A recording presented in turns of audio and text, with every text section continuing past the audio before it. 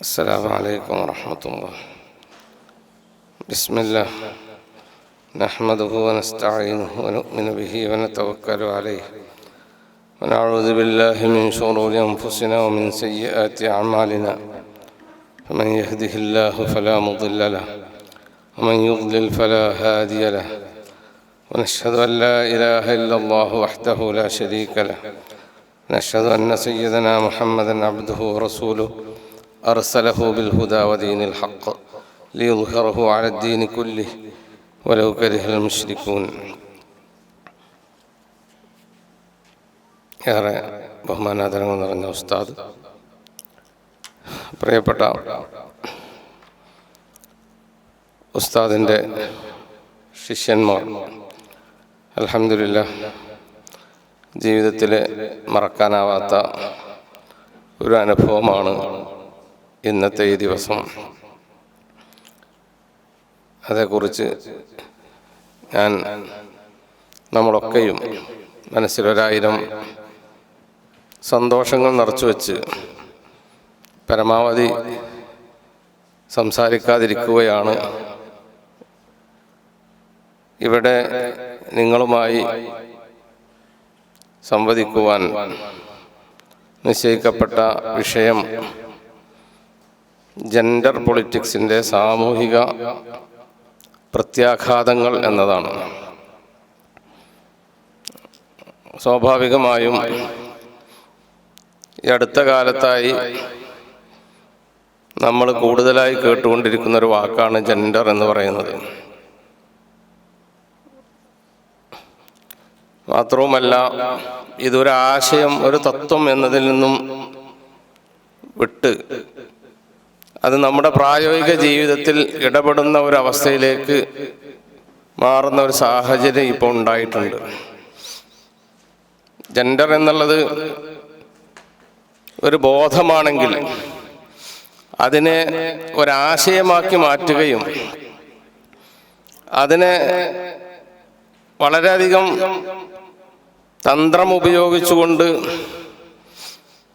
അതിൽ ചില അജണ്ടകൾ ഉൾപ്പെടുത്തിക്കൊണ്ട് അത് നടപ്പാക്കാൻ ശ്രമിക്കുകയും ചെയ്യുന്ന ഒരു വ്യവഹാരത്തെയാണ് ഇവിടെ ജെൻഡർ പൊളിറ്റിക്സ് എന്ന് ഉദ്ദേശിക്കുന്നത്. ആദ്യമായി ചില കീവേഡുകൾ നമ്മൾ മനസ്സിലാക്കേണ്ടതുണ്ട്. നമ്മളിൽ പലർക്കും അറിയുന്നത് തന്നെയാണെങ്കിലും ആർക്കെങ്കിലും അതിലൊരു അവ്യക്തതയുണ്ടെങ്കിൽ അതില്ലാതാവാൻ വേണ്ടി പറയുകയാണ്. ജെൻഡർ പൊളിറ്റിക്സിനെ LGBTQIA പൊളിറ്റിക്സ് എന്നും പറയാറുണ്ട്. എന്താണ് LGBTQ എന്ന് പറഞ്ഞാൽ? അത് മനുഷ്യനെ 4 മാനദണ്ഡങ്ങളുടെ അടിസ്ഥാനത്തിൽ ഈ പൊളിറ്റിക്സ് വിവച്ഛേദിക്കുന്നുണ്ട്, വർഗീകരിക്കുന്നുണ്ട്. മനുഷ്യൻ അവന് ഒന്നുകിൽ ആണ്, അല്ലെങ്കിൽ പെണ്ണ്, അല്ലെങ്കിൽ ഇന്റർസെക്സ്, ഇങ്ങനെ ആയിരിക്കും. അവർ പറയുന്ന അവരുടെ ഭാഷയിലാണ് ഞാൻ പറയുന്നത്. ആണാണെങ്കിൽ അതിന് മെയിൽ, സെക്സിന്റെ അടിസ്ഥാനത്തിൽ നമ്മൾ പണ്ടൊക്കെ ഫോം പൂരിപ്പിക്കുമ്പോൾ സെക്സ് എന്താണെന്ന് ചോദിക്കാറുണ്ട്. മെയിൽ ഓർ ഫീമെയിൽ എന്നാണ് ഉണ്ടാവാറുള്ളത്. അപ്പോൾ മനുഷ്യൻ ഒന്നുകിൽ മെയിലായിരിക്കും, അല്ലെങ്കിൽ ഫീമെയിൽ ആയിരിക്കും, അല്ലെങ്കിൽ ഇന്റർസെക്സ് ആയിരിക്കും. അതിനാണ് നമ്മൾ ഹുൻസ എന്ന് പറയുക. അപ്പോ ലൈംഗിക ന്യൂനപക്ഷങ്ങളുടെ സംഘടനയാണ് LGBTQ. അപ്പോൾ ലൈംഗിക ഭൂരിപക്ഷമാണല്ലോ ഈ മെയിലും ഫീമെയിലും എന്നത്. അതുകൊണ്ട് അത് ഇതിൽ പെടൂല. സെക്സിന്റെ അടിസ്ഥാനത്തിലുള്ള വർഗീകരണത്തിൽ I എന്ന് പറയുന്ന ഇന്റർസെക്സ് മാത്രമാണ് പെടുക. അത് LGBTQI, അവിടെയുള്ള I ആണ് ഇന്റർസെക്സ് എന്ന് പറഞ്ഞത്. അപ്പൊ L എന്താണ്, B എന്താണ്, G എന്താണ് എന്നൊരു ചോദ്യമുണ്ട്. അത് സെക്സിന്റെ അടിസ്ഥാനത്തിലുള്ള ഒരു വിഭജനമല്ല, മറിച്ച് സെക്ഷുവാലിറ്റിയുടെ അടിസ്ഥാനത്തിലുള്ള വിഭജനമാണ്. സെക്സ് എന്ന് പറഞ്ഞാൽ ലിംഗം എന്നാണെങ്കിൽ സെക്ഷുവാലിറ്റി എന്ന് പറഞ്ഞാൽ അതിന് ലൈംഗികത എന്ന് നമുക്ക് വേണമെങ്കിൽ പറയാം, അല്ലെങ്കിൽ സെക്ഷുവൽ ഓറിയന്റേഷൻ എന്ന് പറയാം. അപ്പോ മനുഷ്യൻ ചിലപ്പോ അവൻ പുരുഷനായിരിക്കും എന്ന് പറഞ്ഞാൽ ബയോളജിക്കലി അവൻ മെയിൽ ഓർ ഫീമെയിൽ ആയിരിക്കും. മെയിലാണെങ്കിലും അയാളുടെ സെക്ഷുവൽ ഓറിയന്റേഷൻ അത് സ്ത്രീയോട് തന്നെ ആവണമെന്നില്ല. സ്ത്രീയോടാകുമ്പോൾ എതിർവർഗാനുരാഗം എന്നാണ് അതിന് പറയുക. ഹെറ്ററോനോർമേറ്റിവിറ്റി എന്ന് പറയും. അതൊരു സ്വാഭാവികതയായിട്ട് നമ്മൾ കണക്കാക്കുന്നു. എന്നാൽ ഇവിടെ ലൈംഗിക ന്യൂനപക്ഷങ്ങളെ കുറിച്ചാണ് നമ്മൾ ചർച്ച ചെയ്യുന്നത്. അപ്പോ അത് ഹെറ്ററോനോർമേറ്റിവിറ്റി അല്ലാത്ത എല്ലാം ഇത് ഈ കുടക്കീഴിൽ വരുന്നതാണ്. എൽ എന്ന് പറയുമ്പോൾ ലെസ്ബിയൻ, അത് ഫീമെയിലായ ബയോളജിക്കലി ഫീമെയിലായ ഒരു സ്ത്രീ, അതിന് സ്ത്രീയോട് തന്നെയാണ് ലൈംഗികമായ താല്പര്യമെങ്കിൽ അതിനെ ലെസ്ബിയൻ എന്ന് പറയാം. ജി എന്ന് പറയുന്നത് ഗേ ആണ്. അതായത് ബയോളജിക്കലി പുരുഷനായ മെയിലായ ഒരാൾക്ക് മെയിലിനോട് തന്നെ ഉണ്ടാകുന്ന സെക്ഷൽ ഓറിയന്റേഷൻ ഉള്ളത് എന്നുണ്ടെങ്കിൽ അതിനെ നമുക്ക് ജി എന്ന് പറയാം. ഇനി ബി എന്ന് പറയുന്നത് ബൈസെക്ഷൽ ആണ്. അതായത് രണ്ടുപേരോടും ഒരുപോലെ ഒരാൾക്ക് ലൈംഗികമായ താല്പര്യം ഉണ്ടെങ്കിൽ അതിനെ ബി എന്നാണ് പറയുക. അപ്പൊ LGBI. ഇനി ടി എന്ത്? ഇതില് ശരിക്കും കോറായി വരുന്നത് LGBT പൊളിറ്റിക്സിൽ വളരെ പ്രധാനമായി വരുന്ന ഒരു ലെറ്ററാണ് ടി എന്ന് പറഞ്ഞാൽ. അത് ട്രാൻസ്ജെൻഡർ. നമ്മൾ നേരത്തെ പറഞ്ഞ ഇന്റർസെക്സ് അല്ല. അത് ഇന്റർസെക്സ് എന്ന് പറഞ്ഞാൽ ഹുൻസയാണ്. അത് ഇതിലെ ഒരു ന്യൂനപക്ഷമാണെന്ന് പറഞ്ഞാൽ ഇതിൽ തീരെ അത്ര തന്നെ കൂടുതൽ ചർച്ച ചെയ്യപ്പെടുകയോ അവകാശ പോരാട്ടങ്ങൾ നടക്കുകയോ ചെയ്യാത്ത, മറ്റൊരു ഭാഷയിൽ പറഞ്ഞാൽ പിന്തള്ളപ്പെട്ട ഒരു വിഭാഗമാണ്. അവർക്കിടയിൽ തന്നെ വലിയ റീച്ച് ഇല്ലാത്തൊരു വിഭാഗമാണ് ശരിക്കും ഇന്റർസെക്സ് എന്ന് പറഞ്ഞത്. അപ്പൊ പിന്നെ ടി എന്താണ്? അത് സെക്സിന്റെയോ സെക്ഷുവാലിറ്റിയുടെ അടിസ്ഥാനത്തിലുള്ള ഒരു വിഭജനമല്ല, മറിച്ച് ജെൻഡറിന്റെ അടിസ്ഥാനത്തിലുള്ള വിഭജനമാണ്. ജെൻഡർ എന്നതിന് നമുക്ക് മലയാളത്തിൽ ലിംഗത്വം അല്ലെങ്കിൽ ലിംഗബോധം എന്ന് പറയാം. അപ്പോ ലിംഗബോധം എന്ന് പറഞ്ഞാൽ ഒരു ആൾക്ക്, ഒരു ബയോളജിക്കലി മെയിലായ ഒരാൾ, അയാൾക്ക് ഞാനൊരു മെയിൽ ആണ് എന്ന് തന്നെയാണ് അയാൾക്ക് ബോധമുണ്ടാകുന്നത് എങ്കിൽ, അയാൾക്ക് തോന്നുന്നത് എങ്കിൽ അത് ക്വൈറ്റ് നാച്ചുറൽ ആണ് എന്ന് നമുക്കറിയാം. എന്നാൽ ഒരാൾക്ക് അയാൾ ബയോളജിക്കലി അയാൾ പുരുഷനാണെങ്കിലും അയാൾക്ക് സ്ത്രീയാണ് എന്നാണ് തോന്നുന്നതെങ്കിൽ, അല്ലെങ്കിൽ ബയോളജിക്കലി ഫീമെയിലായ ഒരാൾക്ക് അയാൾക്ക് മെയിലാണ് എന്നാണ് തോന്നുന്നതെങ്കിൽ അതിൽ ജെൻഡറിൽ വ്യത്യാസമുണ്ട് എന്നാണ്. അപ്പോ അതിനെ ട്രാൻസ്ജെൻഡർ എന്ന് പറയും. ട്രാൻസ്മാൻ, ട്രാൻസ് വുമൺ എന്നൊക്കെയാണ് പറയുക. അപ്പോ ഇങ്ങനെയുള്ള ട്രാൻസ്മാൻ, ട്രാൻസ്വുമണുകളൊക്കെ വന്നത് ട്രാൻസ്ജെൻഡർ എന്ന ആ ഒരു കാറ്റഗറിയാണ് ട്രാൻസ്മാനും ട്രാൻസ്വുമൺ ആവുന്നത്. ട്രാൻസ്മാൻ എന്ന് പറയുമ്പോൾ അയാൾ ബയോളജിക്കലി ഫീമെയിൽ ആയിരിക്കും, പക്ഷെ അയാൾക്ക് തോന്നുന്നത് ഞാൻ മാൻ ആണ് എന്നാണ്. തിരിച്ചുമുണ്ടാകാറുണ്ട്. അപ്പൊ ഇതാണ് ട്രാൻസ്ജെൻഡർ. അപ്പൊ LGBT ക്യൂവിനെ കുറിച്ചാണ് ഇനി നമുക്ക് പറയാനുള്ളത്. ക്യൂ എന്ന് പറയുന്നതിനെ രണ്ട് രൂപത്തിൽ അതിനെ വ്യാഖ്യാനിക്കാറുണ്ട്, വ്യവഹരിക്കാറുണ്ട്. ഒന്ന്, ക്യൂ എന്നാൽ ഈ പറയുന്ന മൊത്തത്തിലുള്ള പിന്നെ ലൈംഗിക ന്യൂനപക്ഷങ്ങൾക്ക് അതിനൊരു അംബ്രലയായിട്ട് അവർ ക്യൂർസ്, എന്താണ്, കുറച്ച് വിചിത്രമായ ആളുകളാണല്ലോ ഇവർ. ആ അടിസ്ഥാനത്തിൽ അതിനെ എന്തു പറയുന്നു, അതിനൊരു അംബ്രലയായിട്ട് ഉപയോഗിക്കുന്ന വാക്കായിട്ട് ചിലർ പറയുന്നുണ്ടെങ്കിലും ക്യൂർ തിയറി എന്ന് പറയുന്ന ഒരു തിയറി പിന്നീട് ഉണ്ടായിട്ടുണ്ട്. ഈ ക്യൂർ തിയറിയിൽ പറയുന്നത് വളരെ അപകടകരമായ ഒരു രീതിയാണ്. അതായത് ഈ പറയുന്ന ജെൻഡർ എന്ന് പറയുന്നത് എന്തല്ല, സ്ഥിരമല്ല എന്ന സിദ്ധാന്തമാണത്. മറിച്ച് അത് ഇങ്ങനെ ഒരു ഫ്ലൂയിഡ് പോലെയാണ്. ചിലപ്പോൾ അത് മാറാൻ സാധ്യതയുണ്ട്. അപ്പൊ കുറച്ചു കാലം ഒരാൾക്ക് ഞാൻ പുരുഷനാണെന്ന് തോന്നിയ ഒരാൾക്ക് പിന്നീട് സ്ത്രീയാണെന്ന് തോന്നാനുള്ള സാധ്യതയുണ്ട്. അപ്പൊ അങ്ങനെ വ്യത്യസ്തമായ ഭാവങ്ങൾ ബോധങ്ങൾ ഉണ്ടാകുന്ന ആൾക്ക് ക്യൂർ എന്ന് നമുക്ക് പറയാൻ പറ്റും. അതാണ് LGBTQ ക്യൂ എന്ന് പറയുന്നത്. പിന്നെ I നമ്മൾ നേരത്തെ പറഞ്ഞ ഇന്റർസെക്സ് ആണ്. ഇനി ഈ സെക്ഷൽ ഓറിയന്റേഷനിൽ ഒരു വിഭാഗം കൂടിയുണ്ട്. മെയിലിനോടുള്ളതും അതുപോലെ തന്നെ ഫീമെയിലിനോടുള്ളതും രണ്ടിനോടുള്ളതും പിന്നെ സാധാരണഗതിയിൽ എതിർ വിഭാഗത്തിനോടുള്ളതും പറഞ്ഞു. ഇത് ഒരു വിഭാഗം കൂടി ഉണ്ട്. അതാണ് അസെക്ഷൽ എന്ന് പറയുന്നത്. ശുദ്ധ ഖുർആൻ അവരെ കുറിച്ച് പറഞ്ഞിട്ടുണ്ട്. വൈരി ഉലിൽ ഇർബത്തിമിന റിജാൽ എന്നൊക്കെ പറഞ്ഞിട്ടുണ്ടല്ലോ. അതായത് ഒരു പ്രത്യേകമായ ആരോടും തന്നെ സെക്ഷൽ ഓറിയന്റേഷൻ എന്ന് പറയുന്ന അല്ലെങ്കിൽ ലൈംഗികത എന്ന് പറയുന്ന സംഗതി തന്നെ ഇല്ലാത്ത ആളുകൾ അവരാണ് അസെക്ഷൽസ് എന്ന് പറയുന്നത്. അപ്പൊ ഇങ്ങനെയുള്ള ഇത് ഇനി പിന്നീട് ഒരു പ്ലസ് ഉണ്ട്. LGBTQIA+ എന്നാണ്. പ്ലസ് എന്ന് പറഞ്ഞാൽ ഇത് എന്നല്ല ഇവിടെ നിൽക്കുന്നതല്ല എന്നതാണ്. ഇതൊരു മഴവില്ല് പോലെ അതിൽ ഒരുപാട് വർണ്ണങ്ങൾ ഉണ്ടാകുമല്ലോ. അതുപോലെയുള്ള പഴയ വർണ്ണങ്ങളാണ്. അതിൽ പല ചേരുവകൾക്കനുസരിച്ച് വ്യത്യാസപ്പെട്ടുകൊണ്ടിരിക്കും. ആളുകളുടെ ബോധങ്ങൾക്കനുസരിച്ച്, തോന്നലുകൾക്കനുസരിച്ച്, അവരുടെ വൈകാരികമായ അവസ്ഥകൾക്കനുസരിച്ച് ഇനിയും പുതിയ കാറ്റഗറികൾ വരാം എന്നല്ല, ഓൾറെഡി 10-70 വന്നു കഴിഞ്ഞിട്ടുണ്ട്. അപ്പോ ഇതാണ് ആ പ്ലസിന്റെ അർത്ഥം. എല്ലാം കൂടി നമുക്ക് പറയാൻ സാധിക്കില്ലല്ലോ എന്നതുകൊണ്ട് അപ്പൊ ഇതിനെ കുറിച്ചുള്ള ഒരു നഖചിത്രമാണ് ഞാൻ പറഞ്ഞത്.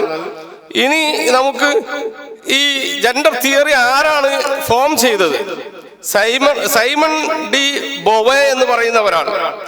അദ്ദേഹത്തിന്റെ സെക്കൻഡ് സെക്സ് എന്നൊരു പുസ്തകമുണ്ട്. ആ പുസ്തകത്തിൽ അദ്ദേഹം one is not born but rather becomes a woman, ഒരാള് സ്ത്രീയായി ജനിക്കുകയല്ല സ്ത്രീ ആയി തീരുകയാണ് എന്ന് പറയുകയുണ്ടായി. അതായത് നമുക്കറിയാലോ, ഒരു ഓർഗൻ നോക്കിയിട്ടാണ് നമ്മളിത് മെയിലാണോ ഫീമെയിലാണോ തീരുമാനിക്കുന്നത്. പക്ഷെ ഓർഗൻ നോക്കിയിട്ടല്ല ശരിക്കും മെയിലും ഫീമെയിലും തീരുമാനിക്കേണ്ടത്. മറിച്ച് ഓരോരുത്തരും അങ്ങനെ സാഹചര്യങ്ങളുടെ ഫലമായിട്ട് ആയിത്തീരുന്നതാണ്. എന്ന് പറഞ്ഞാൽ ജെൻഡർ എന്ന് പറയുന്നത് ഒരു സോഷ്യൽ കൺസ്ട്രക്റ്റ് ആകുന്നു. അത് എന്തല്ല, അത് പിന്നെ ഒരു ബൈ ഡീഫോൾട്ട് ഓരോരുത്തർക്കും ഉണ്ടാകുന്ന ഒരു സംഗതിയല്ല, മറിച്ച് അതൊരു സോഷ്യൽ കൺസ്ട്രക്റ്റ് ആകുന്നു എന്ന ഒരു സിദ്ധാന്തം അദ്ദേഹം ഇങ്ങനെ പറഞ്ഞു പോയതാണ് അദ്ദേഹത്തിന്റെ സെക്കൻഡ് സെക്സ് എന്ന പുസ്തകത്തിൽ. ഇതൊരു ആശയമായി എടുക്കുകയും അതിനെ തെളിയിക്കാൻ വേണ്ടി ശ്രമിക്കുകയും ചെയ്ത ആളാണ് ജോൺ മണി എന്ന് പറയുന്നയാൾ. അദ്ദേഹം ഇതിനു വേണ്ടി വളരെ മാരകമായ ചതികൾ ചെയ്തുകൊണ്ടാണ് ഇങ്ങനെ ഒരു സിദ്ധാന്തം വികസിപ്പിച്ചെടുത്തത് എന്ന് അദ്ദേഹത്തെ കുറിച്ചുള്ള വിഷയങ്ങൾ പഠിക്കുമ്പോൾ നമുക്ക് മനസ്സിലാക്കാൻ സാധിക്കും. അതായത്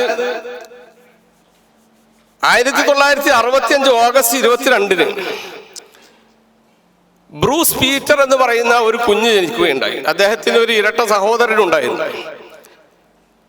അപ്പോ ഇവര് രണ്ടുപേരും ആൺകുട്ടികളായിരുന്നു.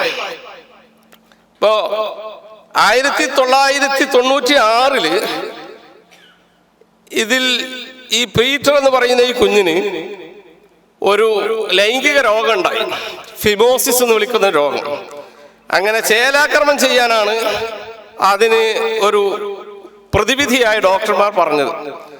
ചേലാക്രമണം ചെയ്തപ്പോ അബദ്ധത്തിൽ അദ്ദേഹത്തിന്റെ ലിംഗത്തിന്റെ ഒരു ഭാഗം നഷ്ടപ്പെട്ടു പോയി, അല്ലെങ്കിൽ മുറിഞ്ഞുപോയി. അപ്പൊ ഇനി ഇത് എന്തു ചെയ്യുമെന്നൊരു പ്രശ്നം അവരുടെ മുമ്പിൽ വന്നു. അങ്ങനെ 1997 ജോൺ മണി എന്ന് പറയുന്ന ഈ പറഞ്ഞ ലൈംഗിക രോഗ വിദഗ്ധനായ ഇദ്ദേഹത്തിന്റെ അടുക്കൽ, നമ്മളിപ്പോ പറഞ്ഞ ഇദ്ദേഹത്തിന്റെ അടുക്കൽ ഈ കേസ് എത്തുകയാണ്. അപ്പൊ ഇദ്ദേഹം ഈ ബൊവേയുടെ ആശയങ്ങൾ മനസ്സിൽ ഇങ്ങനെ ധ്യാനിച്ചുകൊണ്ട് അതിനെ എങ്ങനെയൊക്കെ ഒരു തിയറിയാക്കി വികസിപ്പിക്കാം എന്ന ആലോചനകൾ മുഴുകിക്കൊണ്ടിരിക്കുന്ന സമയത്താണ് ഈ ആശയം അദ്ദേഹത്തിന്റെ അടുക്കൽ വന്നത്. ഈ ഒരു ലക്ക് ഇങ്ങനത്തെ ഒരു കേസ് അദ്ദേഹത്തിന്റെ അടുക്കൽ വന്നത്. അപ്പോ ഇദ്ദേഹം രക്ഷിതാക്കളെ വിളിച്ചിട്ടൊരു കാര്യം പറഞ്ഞു, നമുക്കൊരു കാര്യം ചെയ്യാം, ഇവനെ നമുക്ക് ഇവളാക്കാം. അതായത് ഈ കുഞ്ഞിന് പേതാൽ ഇതിൽ നഷ്ടപ്പെട്ടിട്ടുണ്ടല്ലോ, നമുക്ക് പൂർണ്ണമായും മുറിച്ചു കളയാം, വൃഷ്ണങ്ങളും ഛേദിച്ചു കളയാം, എന്നിട്ട് ഒരു വജൈനൊക്കെ വെച്ചു കൊടുത്ത് എന്ത് ചെയ്യാം, നമുക്ക് ഇതിനെ ഒരു സ്ത്രീയാക്കി മാറ്റാം. കാരണം രക്ഷിതാക്കളെ സംബന്ധിച്ചിടത്തോളം ഒരു ആൺകുട്ടി ഏതായാലും ഉണ്ടല്ലോ, ഒന്നൊരു പെൺകുട്ടി ആയിക്കോട്ടെ എന്ന് അവർക്കും തോന്നി. അങ്ങനെ ഈ കുഞ്ഞിനെ പെൺകുട്ടിയാക്കി വളർത്താൻ അവർ അനുവാദം നൽകുകയും ഈ കുട്ടിയെ ശസ്ത്രക്രിയയിലൂടെ പെൺകുട്ടിയാക്കുകയും അങ്ങനെ ബ്രെൻഡ എന്ന പേരിടുകയും ചെയ്തു.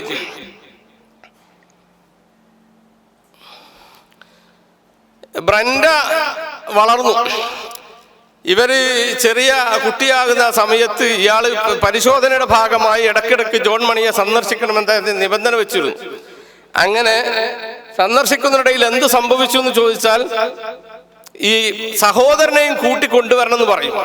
ഇടയ്ക്കിടയ്ക്ക് ഇദ്ദേഹം എന്തു പറയും, ഈ പീറ്ററിനോട് പറയും, നിങ്ങൾ സഹോദരന്റെ സെക്ഷൽ പാർട്ടുകളൊക്കെ എന്ത് ചെയ്യാൻ പരിശോധിക്കാൻ, അങ്ങോട്ടും ഇങ്ങോട്ടും പരിശോധിക്കാൻ വേണ്ടി ആവശ്യപ്പെടുകയും ചിലപ്പോഴൊക്കെ ഒരു ആരോഗ്യകരമായ സെക്ഷൽ വ്യായാമത്തിന്റെ ഭാഗമായിട്ട് എന്ത് ചെയ്യാ അവരോട് സെക്ഷൽ ഇന്റർകോഴ്സ് പോലെയുള്ള സംഗതിയിൽ ഈ സഹോദരന്മാരെ ചെറിയ കുട്ടികളെ അവരോട് അങ്ങനെയുള്ള ലൈംഗിക പ്രവൃത്തികളിൽ ഏർപ്പെടാൻ വേണ്ടി പറയുകയും അതൊക്കെ ഇയാൾ ഫോട്ടോ എടുത്ത് സൂക്ഷിക്കുകയും ചെയ്തു. എന്തിനാണ് ഇതൊക്കെ ചെയ്യുന്നതെന്ന് ചോദിച്ചാൽ ഒരു പെണ്ണിനെ എന്താക്കി, ഒരു ആണിനെ പെണ്ണാക്കി മാറ്റി. എന്നിട്ട് പെണ്ണാക്കി മാറ്റിയിട്ട് ഒരു പെണ്ണത്തം അവളിൽ ഉണ്ടാകുന്നു. എന്ത് ചെയ്യുന്നു, ആണും പെണ്ണും തമ്മിൽ നടക്കുന്ന സംഗതികളൊക്കെ ഇവിടെയും നടക്കുന്നു. അപ്പോ സോഷ്യൽ ഒരു ആയിട്ടാണ്, അതായത് പിന്നെ കൺസ്ട്രക്റ്റ് ആണ്, സോഷ്യൽ കൺസ്ട്രക്റ്റ് ആണ് ഈ ജെൻഡർ എന്ന് പറയുന്നതൊന്നും. അത് ബൈ ഡീഫോൾട്ട് ഇങ്ങനെ പ്രകൃതി നാച്ചുറൽ ആയിട്ട് ഉണ്ടാകുന്നതല്ല എന്നും, മറിച്ച് ഒരു ആണിനെ പിടിച്ച് പെണ്ണാക്കിയാൽ പെണ്ണായി വളരുമെന്നും ഈ ആശയം സമർത്ഥിക്കുന്നതിന്റെ ഭാഗമായിട്ടാണ് ഈ കുട്ടിയെ ഇങ്ങനെ ഇദ്ദേഹം ചെയ്തത്. അങ്ങനെ 10-12 വയസ്സായ സമയത്ത് ഈ കുട്ടി അച്ഛനോട് പറഞ്ഞു, ഇനി എങ്ങാനും എന്നെ ആ ഡോക്ടറെ അടുക്കൽ കൊണ്ടുപോയാൽ ഞാൻ ആത്മഹത്യ ചെയ്യുമെന്ന് പറഞ്ഞു. അങ്ങനെ പിന്നെ ഇനി ഞാൻ അവിടേക്ക് പോവുകയില്ല എന്നൊക്കെ തുറന്നു പറഞ്ഞപ്പോ ആ രഹസ്യം തന്റെ അച്ഛൻ കുട്ടിയോട് പറഞ്ഞു. യഥാർത്ഥത്തിൽ അപ്പൊ ഈ കുട്ടി ഇങ്ങനെ ഇടക്കിടക്ക് പറയും, എനിക്ക് ഞാൻ ആൺകുട്ടിയാണെന്നാണ് തോന്നുന്നതെന്ന് പറയും. അപ്പോൾ ആ യാഥാർത്ഥ്യം കുട്ടിയോട് പറഞ്ഞു, ഇനി ഒരു ആൺകുട്ടി തന്നെയാണ് എന്ന്. അപ്പോ ഇവന് ഭയങ്കരമായ ഒരു വൈകാരിക വിക്ഷോഭം ഉണ്ടായി. തന്റെ അസ്തിത്വത്തെ കളഞ്ഞു കുളിച്ച ഡോക്ടറോടും ഈ സമൂഹത്തിനോടൊക്കെ അദ്ദേഹത്തിന് ദേഷ്യം തോന്നി. അങ്ങനെ പിന്നീട് തിരിച്ച് ഇനി എനിക്കൊരാണാകാൻ പറ്റുമോ എന്നതിനെ കുറിച്ച് ഇയാൾ ചിന്തിക്കുകയുണ്ടായി. അങ്ങനെ അവൻ ഒരാണായി മാറുകയും, ആണായി മാറില്ല, ശരിക്കുള്ള ആൺ എന്ന് പറയാൻ ആണിന്റെ പെനിസും ഇതൊക്കെ വെച്ച് പിടിപ്പിച്ച് എന്ത് ചെയ്തു, പിന്നെ മറ്റുള്ള ഒരാണിനാവശ്യമായ ഹോർമോണുകളും ഇതൊക്കെ അടിച്ച് കുത്തിക്കയറ്റി എന്ത് ചെയ്തു, തിരിച്ചൊരാണാകാനുള്ള ശ്രമം നടത്തുകയും അങ്ങനെ ആണായി മാറുകയും 1990 ഒരു സ്ത്രീയെ വിവാഹം കഴിക്കുകയും ചെയ്തു. 2004 വരെ ആ വിവാഹം മുന്നോട്ട് പോയി. 2004 മെയ് 3-ാം തീയതി ഈ ഭാര്യയായ സ്ത്രീ പറഞ്ഞു, എനിക്ക് അയാളുമായിട്ട് മുന്നോട്ട് പോകാൻ കഴിയില്ല എന്ന് പറയുകയും വിവാഹമോചനം പ്രഖ്യാപിക്കുകയും 2004 അന്ന് ആ ഡേവിഡ്, അവരുടെ പേര് അയാൾ ഡേവിഡ് എന്ന് സ്വീകരിച്ചു. ഡേവിഡ് പീറ്റർ റീമർ എന്ന് നിങ്ങൾ ഗൂഗിൾ ചെയ്ത് നോക്കിയാൽ ഈ കഥ നിങ്ങൾക്ക് കിട്ടും. ഇത് ഒരു പുസ്തകമായിട്ട് ഇറങ്ങിയ സംഭവം തന്നെയാണ് ഞാൻ പറയുന്നത്. അങ്ങനെ അദ്ദേഹം എന്തായി മാറി, ഡേവിഡ് പീറ്റർ റീമർ ആത്മഹത്യ ചെയ്തു. 2004 മെയ് 4-ന് 3-ന് വിവാഹമോചനവും 2004-ന് ആത്മഹത്യ ചെയ്യുകയും ചെയ്തു. യഥാർത്ഥത്തിൽ ജോൺ മണിയുടെ വാദങ്ങൾ തെറ്റാണ് എന്നാണ് ഈ സംഭവം തെളിയിക്കുന്നത് നമുക്ക് മനസ്സിലാക്കാൻ സാധിക്കും. പക്ഷേ എന്നിട്ടും ശാസ്ത്രലോകത്ത്, അല്ലെങ്കിൽ ഈ ശാസ്ത്രലോകത്ത് എന്ന് പറഞ്ഞ, ശാസ്ത്രലോകത്ത് എന്ന് ശരിക്കും പറയാൻ പറ്റുകയില്ല, ആധുനിക ലോകത്ത് എന്ന് പറയേണ്ടി വരും. ആധുനിക ലോകത്ത് ജെൻഡർ തിയറിക്ക് കൂടുതൽ സ്വീകാര്യത ലഭിച്ച് അത് എങ്ങനെയാണ് എന്നതിനെ കുറിച്ച് നമ്മൾ അന്വേഷണം നടത്തുമ്പോഴാണ് ഇതിന് പിന്നിലുള്ള വലിയ ഗൂഢാലോചനകളെ കുറിച്ച് നമുക്ക് മനസ്സിലാക്കാൻ സാധിക്കുക. അതായത് ശരിക്കും ഇതൊരു ആന്റി സയൻസ് മൂവ്മെന്റ് ആണ് എന്ന് തീർച്ചയായും പറയാൻ സാധിക്കും. കാരണം കുടുംബ വ്യവസ്ഥയെ തകർക്കുന്നതിന് വേണ്ടി ഉണ്ടാക്കിയ ഒരു പദ്ധതിയാണിത്. ഇത് ഞാൻ വെറുതെ പറയുന്നതല്ല.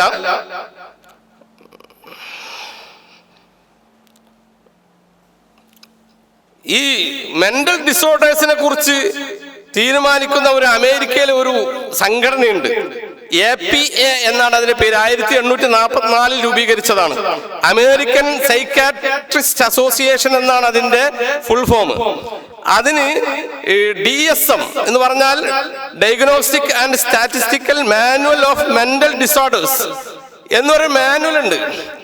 അതിൽ ഏതൊക്കെയാണ് പിന്നെ മെന്റൽ ഡിസോർഡറുകളുടെ ഒരു പട്ടിക തയ്യാറാക്കിയിട്ടുണ്ട്. ഇതിൽ 1968 182 ഡിസോർഡറുകളായിരുന്നു ഉണ്ടായിരുന്നത്. അത് 1970 ആയപ്പോ പിന്നെ എന്ത് ചെയ്തു? അതില് 1968 52 106 ഉണ്ടായിരുന്നെങ്കിൽ 1968 ആയപ്പോ 182 ഡിസോർഡറുകളായി. പുതിയ ഡിസോർഡറുകൾ അങ്ങനെ കണ്ടുപിടിച്ചു വരികയാണ്. എന്നാൽ 1970 അപ്പൊ ആ 1968 ഈ പറയുന്ന സ്വവർഗനുരാഗം എന്ന് പറയുന്നത് അതൊരു മെന്റൽ ഡിസോർഡറിന്റെ ഭാഗമായിട്ടായിരുന്നു, അല്ലെങ്കിൽ DSMന്റെ ഉള്ളിൽ ഉൾപ്പെടുത്തപ്പെട്ട സംഗതിയായിരുന്നു. എന്നാൽ 1970 ഇതിനെതിരെ വലിയ പ്രക്ഷോഭം ഉണ്ടാകുകയുണ്ടായി. 1973 ഈ പറയുന്ന സംഘടന മീറ്റിംഗ് ചേർന്നു. എന്തിനു വേണ്ടിയിട്ട്? ഇത് ഈ പറയുന്ന സ്വവർഗാനുരാഗം അത് മെന്റൽ ഡിസീസ് ആണോ അല്ലേ എന്ന് തീരുമാനിക്കാൻ വേണ്ടിയിട്ട് അതിന് മീറ്റിംഗ് ചേരുകയും അങ്ങനെ 10,000 മെമ്പേഴ്സിന്റെ പേരിൽ, ഈ 10,000 മെമ്പേഴ്സ് എന്ന് പറഞ്ഞാൽ എല്ലാവരും എന്തല്ല സൈക്കാട്രിസ്റ്റുകളൊന്നും അല്ല, അതിൽ പല ആളുകളും ഉൾപ്പെട്ട അതൊരു അജണ്ട അവിടെ രൂപപ്പെടുകയാണ്. അങ്ങനെ 10,000 ആളുകൾക്കിടയിൽ ഇവര് വോട്ടിംഗ് നടത്തുകയും 58% ആളുകൾ ഈ സ്വവർഗാനുരാഗം അബ്നോർമൽ അല്ല എന്ന് പറയുകയും, അതായത് നോർമലായ ഒരു സംഗതിയാണെന്ന് പറയുകയും 42 പേര് അത് അബ്നോർമലാണ്, അത് മെന്റൽ ഡിസീസ് ആണെന്ന് പറയുകയും ചെയ്തു. അപ്പോ 42 58 വോട്ട് അത് മെന്റൽ ഡിസോർഡർ അല്ല എന്നതിനും 42% വോട്ട്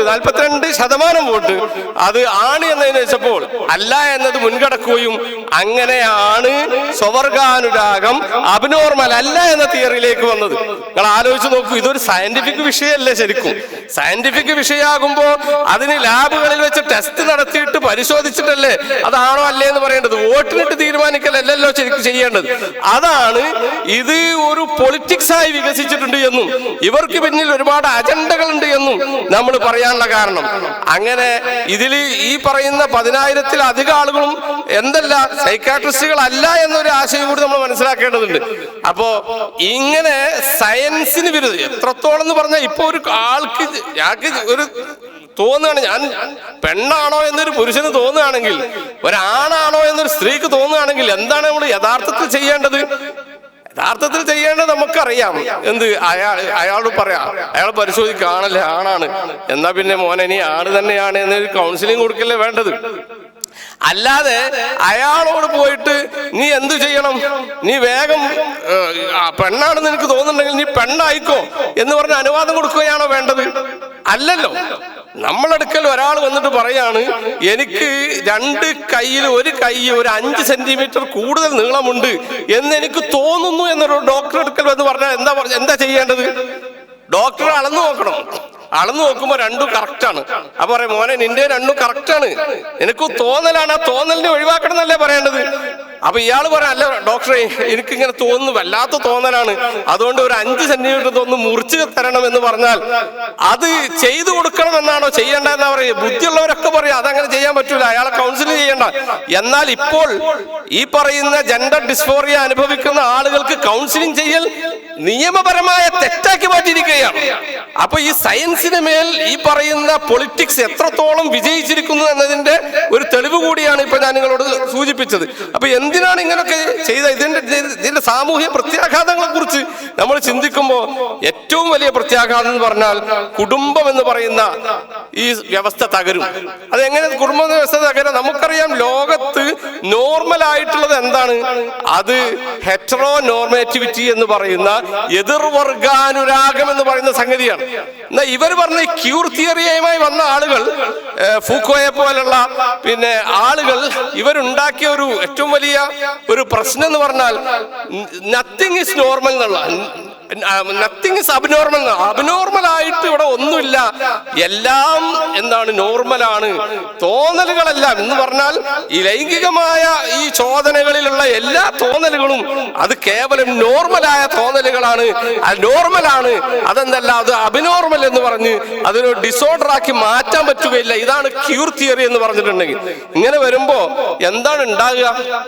സ്വാഭാവികമായും കുടുംബം തകരും. കാരണം ഗേ എന്ന് പറയുന്ന പ്രസ്ഥാനം അത് പ്രസ്ഥാനമായി വളർന്നു. നമുക്കറിയാം 1969 അതിന്റെ ഓർമ്മ. പിന്നെ സ്റ്റോൺവാൾ കലാപം, ആ റൈറ്റ്സ്, അവിടുന്നാണ് ഇവരുടെ ഈ പ്രതിഷേധങ്ങളും ആക്രമണങ്ങളും ഒക്കെ തുടങ്ങുന്നത്. അതിനെ തുടർന്ന് ഇവര് വലിയ മാർച്ചുകളൊക്കെ നടത്തുകയുണ്ടായി. ഇപ്പൊ ഈ അടുത്ത് നടന്ന ഇവരുടെ മാർച്ചിലൊക്കെ 50 ലക്ഷത്തോളം ആളുകളാണ് ഇതിൽ പങ്കെടുത്തിട്ടുള്ളത് എന്ന് പറയുമ്പോൾ അത് തന്നെ ചിലരൊക്കെ ഡ്രസ്സ് അഴിച്ചിട്ട് ഓരോരുത്തർ മറ്റുള്ളവരുടെ ലൈംഗികാവയങ്ങളിലൊക്കെ പിടിച്ചുകൊണ്ടൊക്കെ ആയിരുന്നു അവര് അങ്ങാടികളിലൂടെ മാർച്ച് നടത്തിയിരുന്നത് എന്നൊക്കെ പറയുമ്പോൾ ലൈംഗിക അരാജകത്വം എന്ന് പറയുന്നത് അതിന്റെ എത്ര വലിയ ഒരു സമ്മിറ്റിലാണ് നിൽക്കുന്നത് എന്ന് നമുക്ക് ആലോചിക്കാവുന്നതേ ഉള്ളൂ. അപ്പൊ ഇങ്ങനെ കുടുംബ വ്യവസ്ഥ തകരുക എന്ന് പറയുമ്പോൾ, കാരണം ആണും അല്ലെങ്കിൽ പെണ്ണും എന്ന് പറയുന്ന ഒരു വ്യവസ്ഥ ഉണ്ടാകുന്നതോടുകൂടെ എന്തുണ്ടാവും? കുടുംബം എന്ന് പറയുന്ന ഒരു പ്രശ്നം ഇല്ലാതാകുമല്ലോ. കുടുംബം ഇല്ലാതായാൽ ഇവിടെ ഒരുപാട് നേട്ടങ്ങളുണ്ട് ഇവർക്ക്. കാരണം കുടുംബം പിന്നെ ഉണ്ടാകുമ്പോ ഭക്ഷണം വീട്ടിൽ നിന്ന് അവർ തന്നെ ഉണ്ടാക്കി അവർ കഴിക്കുന്ന അവസ്ഥ ഉണ്ടാവും. സെക്സ് അവിടെ തന്നെ തീരുന്ന ഒരു അവസ്ഥ ഉണ്ടാകും. എന്നാൽ ഇതൊക്കെ പുറത്തേക്ക് പോകുന്നതോടുകൂടെ എന്നുണ്ടാവും അതൊക്കെ കച്ചവടക്കാർക്ക്, അവർക്ക് അവരുടെ മുതലാളിമാർക്കിലേക്ക് ഭക്ഷണവും ലൈംഗികയും എത്തുന്ന ഒരവസ്ഥ ഉണ്ടാവും. ലൈംഗികതയും ഭക്ഷണവും പുറത്തേക്ക് എത്തുന്നതോടുകൂടെ ലൈംഗിക രോഗങ്ങൾ വർദ്ധിക്കുമെന്ന കാര്യം സംശയമില്ല. ലൈംഗിക രോഗങ്ങൾ വർദ്ധിക്കുമ്പോൾ എന്തുണ്ടാകും? അതിന് മെഡിക്കൽ എന്ന പേരിൽ മരുന്നുകൾ ഉണ്ടാക്കാം. ഇപ്പോഴും കമ്പനികൾക്കാണ് ലാഭം. അതിന്റെ പുറമെ ഇതിന് സെക്ഷൽ ചോയ്സ് ആവശ്യമായി വരും. കാരണം എതിർവർഗാനുരാഗം എന്നത് ഒഴിവാക്കി എല്ലാ രൂപത്തിലുള്ള സെക്സുകളും അനുവദിക്കുന്നതോടുകൂടെ ചോയ്സുകൾ ആവശ്യമായി വരും. അപ്പൊ ചോയ്സുകളുടെ കച്ചവടവും നടക്കും. ഇങ്ങനെ ഈ പറയുന്ന കുടുംബ വ്യവസ്ഥയെ പരമാവധി തകർക്കുക എന്ന ഒരു രീതിയിലേക്കാണ് കാര്യങ്ങൾ പോകുന്നത്. അമേരിക്കയിൽ ഫാദർലെസ് അമേരിക്ക എന്ന് പറയുന്ന ഒരു പുസ്തകം ഇറങ്ങുകയുണ്ടായി. ബ്ലാങ്കൻഹാം എന്ന് പറയുന്ന ഡേവിഡ് ബ്ലാങ്കൻഹാം എന്ന് പറയുന്ന ആളാണ് ഫാദർലെസ് അമേരിക്ക എഴുതിയത്. അദ്ദേഹം അതിൽ പറയുന്ന ഒരു വിഷയം, നമുക്ക് ഒരുപാട് പ്രശ്നങ്ങളുണ്ട്. ടീനേജ് പ്രഗ്നൻസി നമ്മളൊരു പ്രശ്നമാണ്. ചെറിയ കുട്ടികൾക്ക് ഗർഭം ഉണ്ടാകുന്നു. അതുപോലെ തന്നെ ടീനേജിന്റെ ക്രൈം നമ്മുടെ മുമ്പിൽ പ്രശ്നമാണ്. വയലൻസ് അഗൈൻസ്റ്റ് വുമൺ നമ്മുടെ മുമ്പിലുള്ള പ്രശ്നമാണ്. എഡ്യൂക്കേഷണൽ ഫെയിലിയർ നമ്മുടെ പ്രശ്നമാണ്. ചൈൽഡ് പോവർട്ടി നമ്മുടെ പ്രശ്നമാണ്. പക്ഷേ no social trend of our generation is more dangerous than fatherlessness. തന്തയില്ലായ്മ എന്ന് പറയുന്ന സാമൂഹിക പ്രത്യാഘാതത്തെക്കാൾ, ആ സാമൂഹിക വിപത്തിനേക്കാൾ വലിയ ഒരു സാമൂഹിക പ്രശ്നം നമ്മൾ നേരിടുന്നില്ല. കാരണം കുറെ കുട്ടികൾ തന്തയില്ലാതായി പോകുന്നു. അവർക്ക് ആരാണ് അച്ഛനെന്ന് അറിയുകയില്ല. അച്ഛനെന്ന് അറിയാത്ത ആളുകൾക്ക് കരുണയും സ്നേഹവും സാമൂഹികമായ വ്യവഹാരങ്ങളും കമ്മിറ്റ്മെന്റുകളും അവർക്ക് അറിയുകയില്ല. സ്വാഭാവികമായും മൂലച്യുതിയിൽ അമർന്ന ഒരു സമൂഹം ഉണ്ടായിത്തീരുന്നു. ഇതൊക്കെയാണ് സാമൂഹികമായ ഈ പറയുന്ന കുടുംബ ബന്ധം തകരുന്നത് കൊണ്ടുണ്ടാകുന്ന, അല്ലെങ്കിൽ കുടുംബം എന്ന് പറയുന്ന വ്യവസ്ഥ തകരുന്നുണ്ടാകുന്നത്. മറ്റൊരു പ്രശ്നം ലൈംഗിക അരാജകത്വമാണ്. കാരണം നേരത്തെ പറഞ്ഞല്ലോ, പ്ലസ് എന്ന് പറഞ്ഞാൽ ഏതൊക്കെ തോന്നലുകളുണ്ടോ അതിനൊക്കെ സാമാന്യവൽക്കരിക്കുക എന്നുള്ളത്. ഇങ്ങനെ പോയിട്ടുണ്ടെങ്കിൽ ആണിനോടുള്ള തോന്നൽ മാത്രമല്ല, ചിലർക്ക് ചില ഒബ്ജക്റ്റുകളോട് തോന്നലുണ്ടാവും. ഒരാളൊരു കാറിനെ പ്രേമിച്ച കഥ ഉണ്ടായിരുന്നു. ഇപ്പൊ റോബോട്ടുകൾ വരികയാണ്. റോബോട്ടുകളെ പ്രേമിക്കാൻ തുടങ്ങിയ ആളുകൾ. ഇതിന് ഒബ്ജക്റ്റോഫീലിയ എന്നാണ് പറയുക. ചിലർക്ക് ശവങ്ങളോട് താല്പര്യം ഉണ്ടാവും, അതിന് നെക്രോഫീലിയ എന്നാണ് പറയുക. ചിലർക്ക് മൃഗങ്ങളോട് താല്പര്യം ഉണ്ടാവും, അതിന് സൂഫീലിയ എന്ന് പറയുന്നു. ചിലർക്ക് മരങ്ങളോട് താല്പര്യം ഉണ്ടാവും. താല്പര്യം എന്ന് പറഞ്ഞാൽ ലൈംഗികമായ താല്പര്യങ്ങളെ കുറിച്ച് നമ്മൾ പറയുന്നത് അല്ല, മരസ്നേഹികളെ കുറിച്ചല്ല.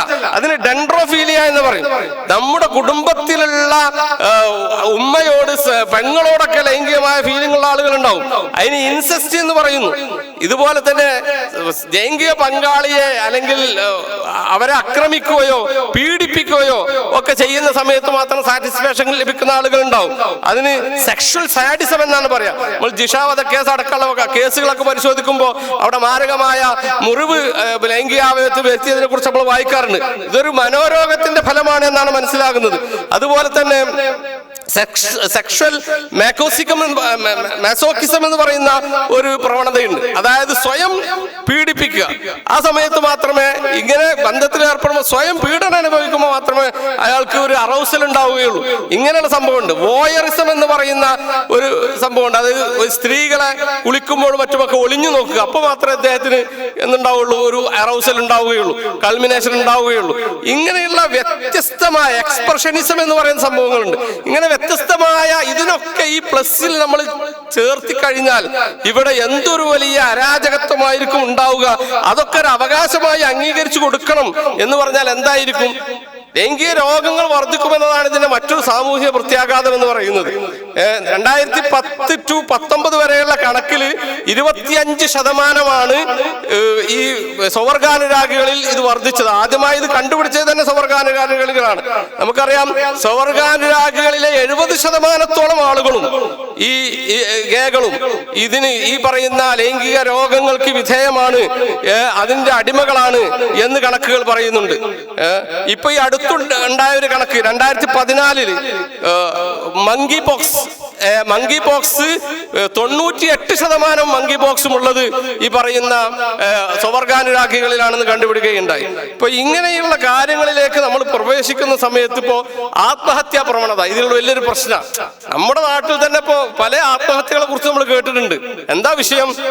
ആണാവണമെന്ന് തോന്നും, അല്ലെങ്കിൽ പെണ്ണാവണമെന്ന് തോന്നും. അങ്ങനെ അത് വലിയൊരു രസമായിട്ട് എടുക്കുക സംഭവം. ഇത് ഇങ്ങനൊക്കെ പറയുമ്പോഴും നമ്മൾ മനസ്സിലാക്കേണ്ട ഒരു കാര്യം, ഇത് തമാശയായി എടുക്കേണ്ട ഒരു കാര്യമല്ല. ഇത് വെറും ഒരു പൊളിറ്റിക്സ് മാത്രമല്ല. പൊളിറ്റിക്സ് അവിടെ ഉണ്ട്, പക്ഷെ അതിനോടൊപ്പം തന്നെ ലൈംഗിക ബോധം എന്ന് പറയുന്ന ഈ പെണ്ണാണ് എന്ന് തോന്നൽ എന്ന് പറയുന്ന സംഗതി അത് ഒരു പ്രശ്നം തന്നെയാണ്, അത് ഉള്ളത് തന്നെയാണ്. അങ്ങനെയുള്ള ആളുകളുമായി നമ്മൾ സംസാരിച്ചിട്ടുണ്ട്. അപ്പോ അവരനുഭവിക്കുന്ന വലിയൊരു പ്രയാസവും പ്രശ്നമൊക്കെ ഉണ്ട്. അതിനെ പരിഹരിക്കാൻ ആവശ്യമായ കാര്യങ്ങൾ ചെയ്യുകയും വേണം. പക്ഷെ അത് മുതലെടുത്തുകൊണ്ട്, അവരുടെ ഈ നിസ്സഹായതയെ മുതലെടുത്തുകൊണ്ട് ഇവിടെ വേറെ ചില അജണ്ടകൾ നടപ്പിലാക്കാൻ വേണ്ടി ശ്രമിക്കുന്നതിനെ കുറിച്ചാണ് നമ്മൾ സംസാരിച്ചു കൊണ്ടിരിക്കുന്നത്. ആത്മഹത്യാ പ്രവണത എന്ന് പറയുമ്പോൾ ഇവർക്ക് എന്ത് ചെയ്യും? പിന്നീട് ഉണ്ടാകുന്ന പ്രയാസങ്ങൾ, ഒരു ആണ് പെണ്ണായി കഴിഞ്ഞിട്ടുണ്ടെങ്കിൽ അല്ലെങ്കിൽ പെണ്ണാണായി കഴിഞ്ഞിട്ടുണ്ടെങ്കിലൊക്കെ അവർ അനുഭവിക്കുന്ന ഒരുപാട് പ്രയാസങ്ങളുണ്ട്. അതിനു വേണ്ടിയിട്ട് അവർക്ക് ഒന്നുകിൽ എങ്ങനെയെങ്കിലും ഒരു ശസ്ത്രക്രിയ ചെയ്തവർ മാറേണ്ടി വരും. അതിന് ലക്ഷങ്ങൾ അവർക്ക് ആവശ്യമാകും. അതിന് ലൈംഗിക തൊഴിലുകൾ അവർ എടുക്കേണ്ടി വരും.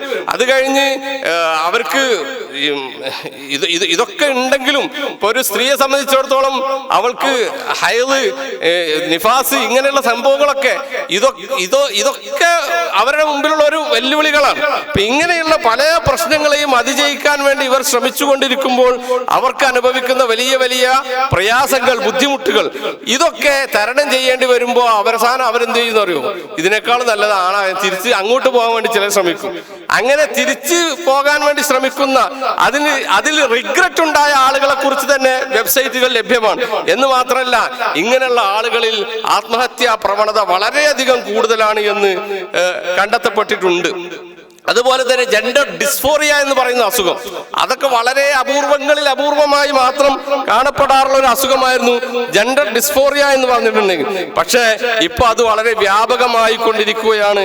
അമേരിക്കയിൽ ഈ അടുത്ത് നടത്തിയ ഒരു അന്വേഷണത്തിൽ 6 മുതൽ 17 വയസ്സ് വരെയുള്ള കുട്ടികളിൽ 42,000-ഓളം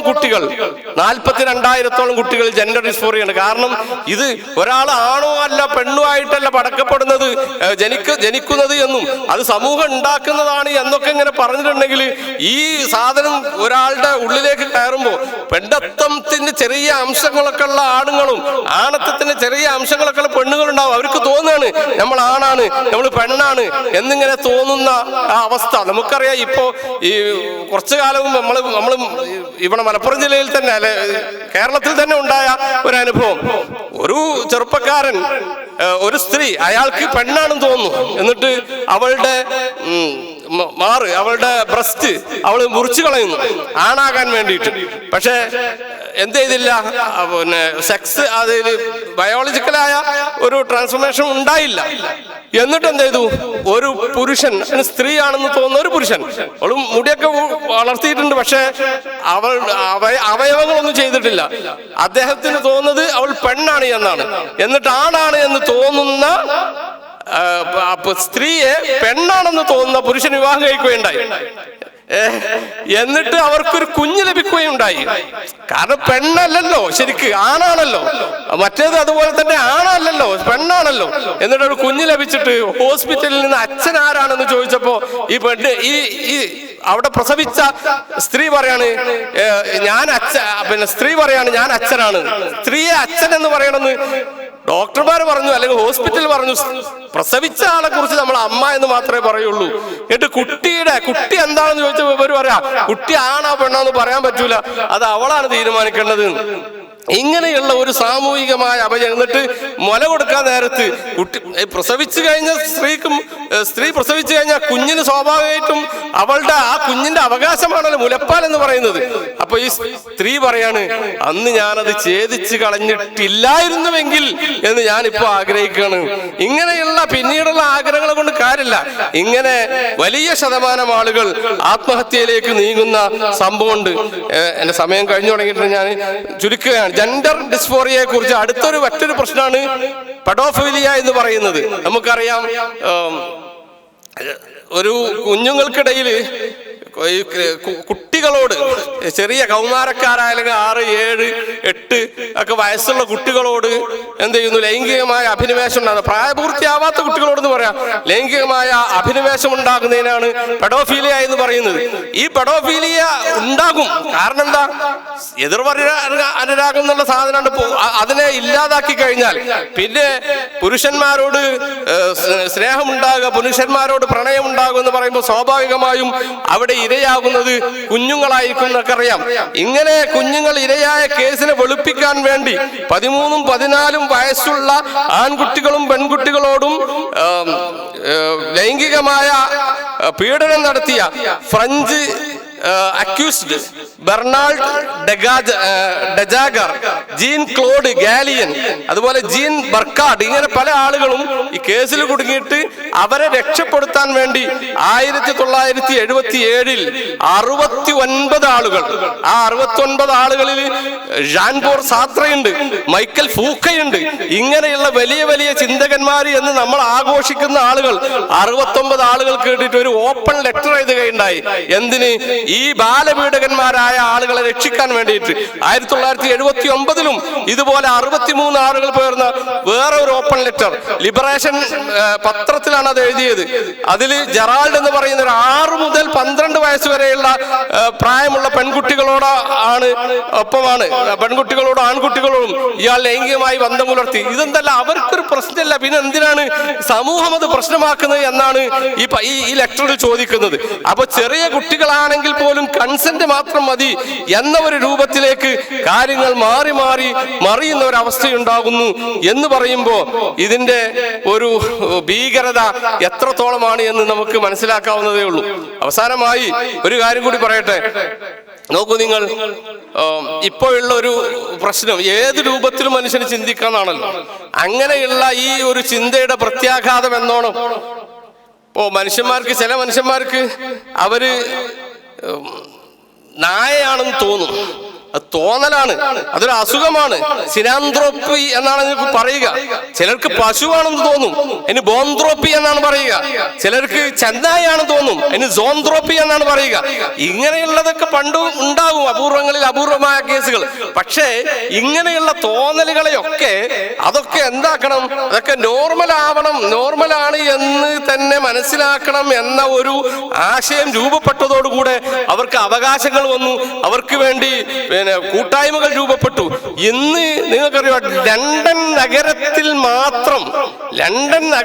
മാത്രം 10,000 മനുഷ്യപ്പട്ടികളുണ്ട്. 10,000 മനുഷ്യപ്പട്ടികളുണ്ട്. 10,000 മനുഷ്യപ്പട്ടികൾ എന്ന് പറഞ്ഞാൽ എന്തല്ല, നമ്മൾ ഫത്തുഹുമീനിൽ പഠിച്ച മനുഷ്യപ്പട്ടി അല്ല, മറിച്ച് ശരിക്കുള്ള മനുഷ്യൻ തന്നെയാണ്. പക്ഷെ അവന് തോന്നുകയാണ് എനിക്കൊരു പട്ടിയാവണം, അല്ലെങ്കിൽ പട്ടിയെ പോലെ ജീവിക്കണമെന്ന്. എന്നിട്ട് കഴുത്തിൽ കയറിട്ട് അതുപോലെ പട്ടിയെ പോലെയുള്ള തോന്നിക്കുന്ന രൂപത്തിൽ വസ്ത്രങ്ങൾ ധരിച്ചുകൊണ്ട് 4 കാലിൽ നടന്നുകൊണ്ട് അതുപോലെ കൂട്ടിലൊക്കെ ജീവിച്ചുകൊണ്ട് നക്കി തിന്നുകൊണ്ട് ജീവിക്കുന്ന ഒരു സമൂഹം. ഇങ്ങനെയുള്ള ഹ്യൂമൻ പബ്സ് എന്ന് നിങ്ങൾക്ക് ഗൂഗിൾ ചെയ്താൽ കിട്ടും. ഈ ഹ്യൂമൻ പബ്സുകൾ ലണ്ടൻ നഗരത്തിൽ മാത്രം 10,000 ഉണ്ട് എന്ന് പറയുമ്പോൾ ജർമ്മനിയിൽ ഒരു സമ്മേളനം ഉണ്ടായി അടുത്ത. അതെന്തിനായിരുന്നു അറിയോ? അത് ഹ്യൂമൻ പബ്സുകളുടെ സമ്മേളനമായിരുന്നു. എന്ന് പറഞ്ഞാല് മനുഷ്യപ്പട്ടികളുടെ സമ്മേളനം. മനുഷ്യപ്പട്ടികൾ സമ്മേളനം ചേർന്നു. എന്നിട്ട് അവർ കുരക്കാണ് ചെയ്യുക. അവര് സംസാരിക്കാൻ അവർക്ക് അറിയാം, പക്ഷെ സംസാരിക്കൂല. അങ്ങനെയുള്ള ഒരു വലിയ ഒരു സാമൂഹ്യ പ്രത്യാഘാതമല്ലേ ഇതുണ്ടാക്കി തീർന്ന്. ഇതിനെ ഒന്നും വിമർശിക്കാൻ പാടില്ല എന്നാണ്. ഇതൊക്കെ നോർമലായിട്ട് തന്നെ മനസ്സിലാക്കണം. അത് അവരുടെ ഇഷ്ടമല്ല എന്നാണ്.